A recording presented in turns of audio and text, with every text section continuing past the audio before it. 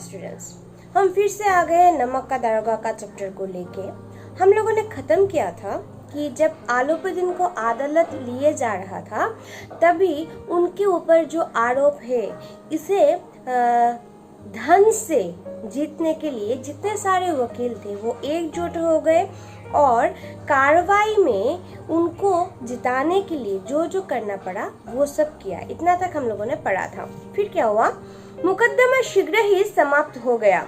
Deputy magistrate ने अपने तजवीज़ में लिखा, पंडित आलोपुदीन के विरुद्ध दिए गए प्रमाण निर्मूल और भ्रमात्मक है। यानी वो जो मुकदमा चला बहुत जल्दी ही खत्म हो गया क्योंकि जितने भी वकील थे वो सब एकजुट हो गए थे और उनको बचा लिया।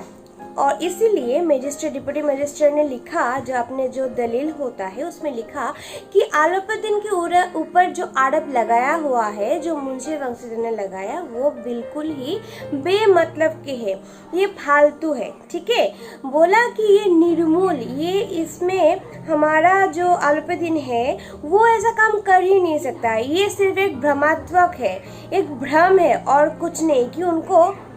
फिर देखो, ये बात कल्पना के बाहर है कि उन्होंने भारी लाभ के लिए ऐसा दुस्साहस किया हो। क्या बोला कि हमारे जो मुंशी वंशीधर ने जो आरोप लगाया है कि उन्होंने ये गैरकानूनी काम किया है, असलियत में ऐसा है ही नहीं। वे एक क्या है, एक भारी बड़े आदमी है और ये तो कल्पना भी नहीं किया जा सकता है कि आलोपुदीन जैसा जमींदार या अच्छा मानुस ये कर भी सकता है। ठीक है, इसलिए ये दुस्साहस करेंगे थोड़े लाभ के लिए, ये हो ही नहीं सकता। यद्यपि नमक के दारोगा मुंशी वंशीधर का अधिक दोष नहीं है।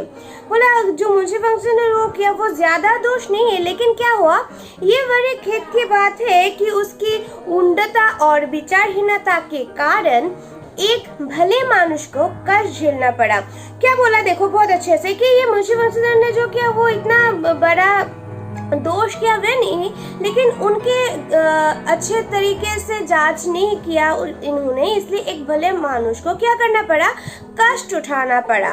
उनको भले मानुष को बहुत ज्यादा कष्ट उठाना पड़ा, झेलना पड़ा। ठीक है, हम प्रसन्न है कि वह अपने काम से सजग और सचेत रहता है, किंतु नमक से मुकदमे की बड़ी हुई नमक हलाली ने उनके विवेक और बुद्धि को भ्रष्ट कर दिया है। बोला कि ये अच्छी बात है कि वह सजाग है, उनके काम को लेकर सचेत है, उनके काम को लेकर, लेकिन नमक के मुकदमा को लेकर जो उन्होंने बात बोला है उससे उनका बुद्धि का जो उसका बुद्धि भ्रम हो गया है, वो भ्रष्ट हो गया है। उन्होंने अच्छे तरीके से नहीं देखा, नहीं जांच की अच्छे से। भविष्य में उसे होशियार रहना चाहिए, भविष्य में वो होशियार रहे ताकि अगले दिन जाके वो ऐसे फिर से ऐसा कोई आरोप ना लगाए बिना अच्छे जांच नहीं करने से। ठीक है, अच्छे से जांच करें फिर ये आरोप लगाए, क्योंकि एक ऐसे अच्छे भले मानुष जो है उनको बहुत कष्ट झेलना पड़ेगा ऐसे ही बेकार में ही। वकीलों ने ये फैसला सुना और उछल पड़े। जब वकील ने ये सब सुना, जो एकजुट हो गए थे कि उनके ऊपर जो उन्होंने मुकदमा चलाया था वो ये रिजल्ट आया, तो वो बहुत नाचने लगे क्योंकि उनको अभी क्या मिलने वाला है, धन मिलने वाला है।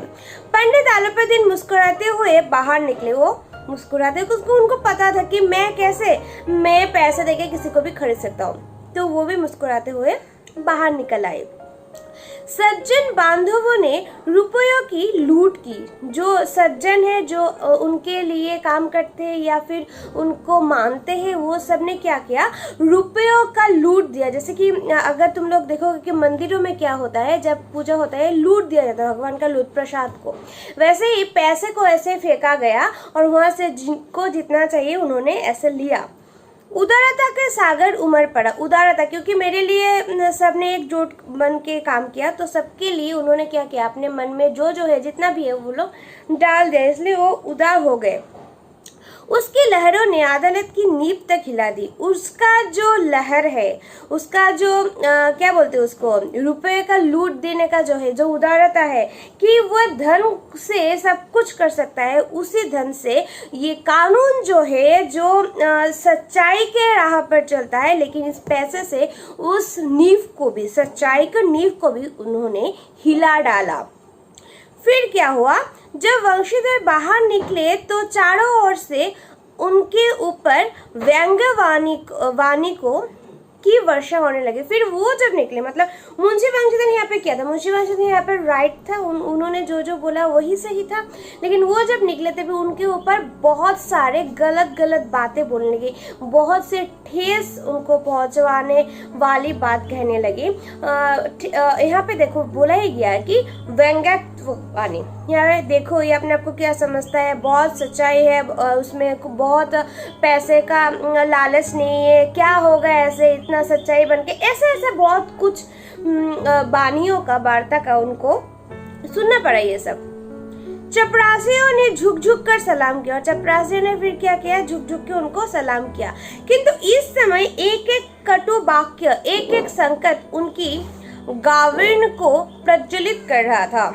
क्या बोला, ये जो सब बोल रहे थे कि देखो ये बंदा कैसा है, वो पैसे झुकता नहीं, वो ये है, वो ये है, ये जो बोल रहा था ना, इससे उसका जो सच्चाई है ना वो और भी ज्यादा प्रज्वलित हो रहा है कि सबको ये पता चल गया कि मुंशी वंशीधर एक ऐसा शख्सियत है जो इतने पैसे देने से भी, 40 लाख बाद हुआ था, कि इतना पैसे देने के बावजूद वो हिला नहीं, वो सच्चाई के राह पर डटे रहे।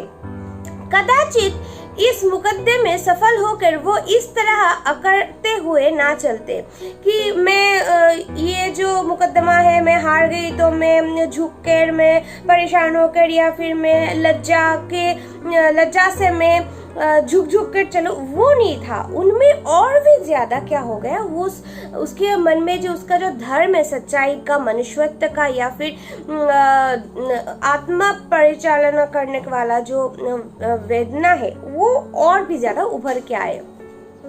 आज उन्हें संसार का एक खेदजनक विचित्र अनुभव हुआ। उनको ये लगा कि असल में संसार क्या है, वो समझने लगे कि पैसा एक ऐसा चीज है जिससे जो सच्चाई को जो जांचता है वो भी हिल जाता है।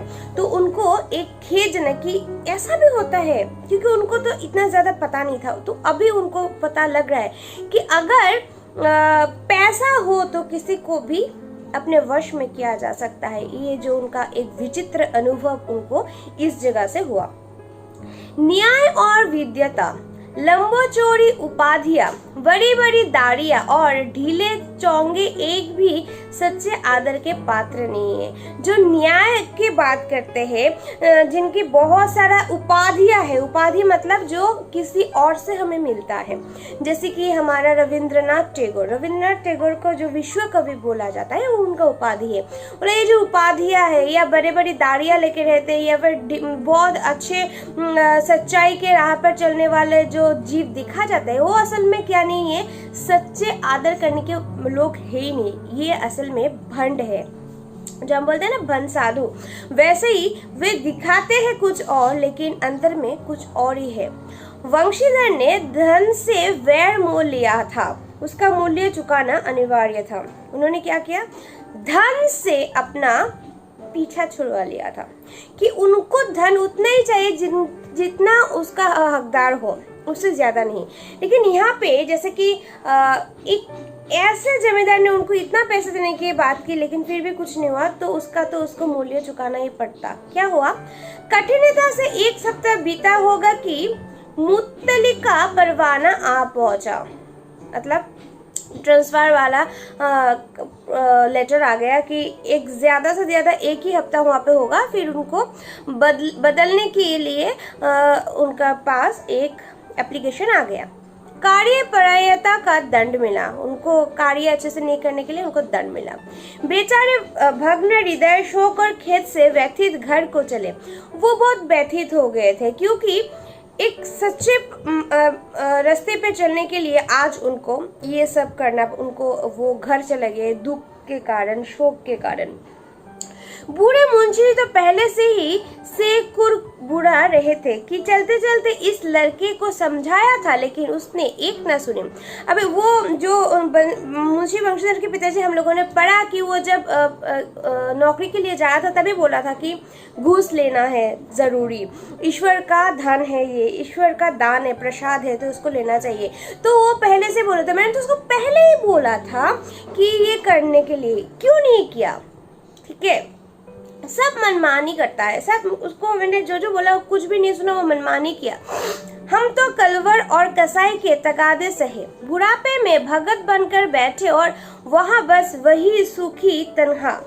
हमने भी तो नौकरी की है और कोई अर्देरी नहीं थी, लेकिन काम किया, दिल खोल कर किया और आप ईमानदार बनने चले हैं। बोला अरे हमने काम नहीं किया, हमने भी तो नौकरी की है, हमने भी तो सच्चाई दिखाया है, लेकिन वो ईमानदार बन के चलने वाला जो एक नौकरी है वो बन के क्या होगा? ईमानदार बन के आज क्या हुआ?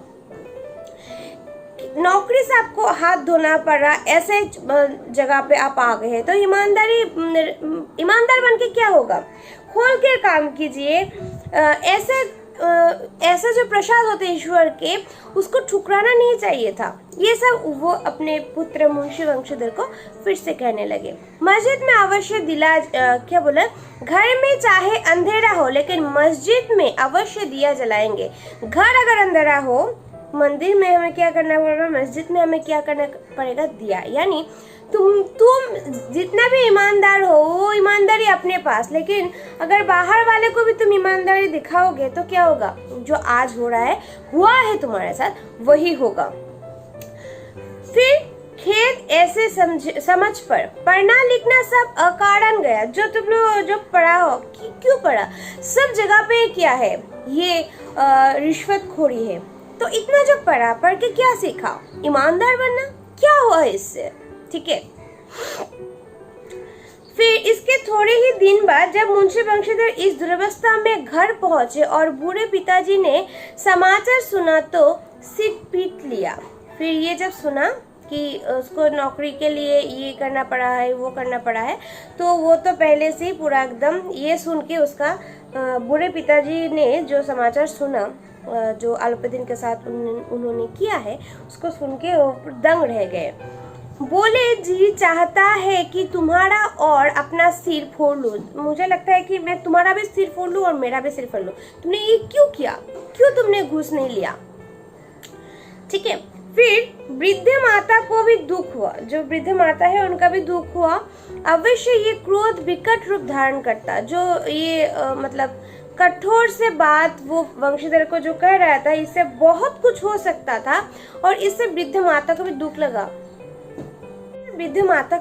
दुख लगा। जगन्नाथ और रामेश्वर यात्रा की कामनाएं मिट्टी में मिल गई। उन्होंने बोला कि हमने जगन्नाथ पे गए, रामेश्वर पे गए, ये जो मैंने हम लोगों ने कामना की थी, तो तुम बहुत अच्छे से नौकरी करोगे, बहुत अच्छे से पैसा कमाओगे, वो तो सब मिट्टी में चला गया।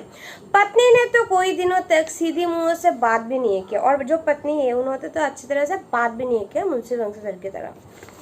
ठीक है। तो ये घर पे आके इसका जो ये हालत है, ये हालत बरकरार रहता है या कुछ और भी परिवर्तन आता है, हम देखेंगे अगले क्लास में। आज के लिए इतना ही।